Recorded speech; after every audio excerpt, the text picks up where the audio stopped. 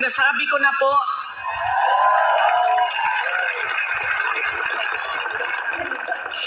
unahin ko po muna ang mga naririnig ko at narinig ko rin na nasabi ng miyembro ng Kingdom of Jesus Christ na sala manggunitanan ni Inday Sara ug nidagan pa siya presidente dili ta magkalisod-lisod ani tunas.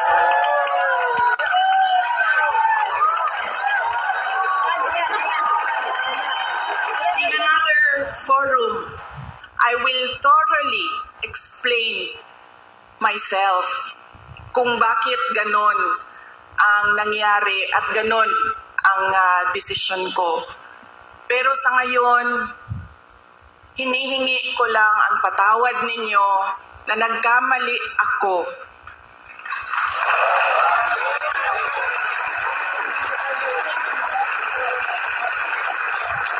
Nagkamali ako sa paghingi ng tulong at suporta niyo para kay Pangulong Bongbong Marcos.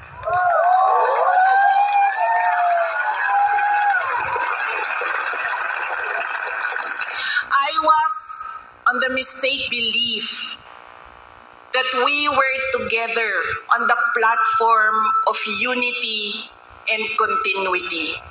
Nagkamali ako, kaya hinihingi ko ang patawad ninyo.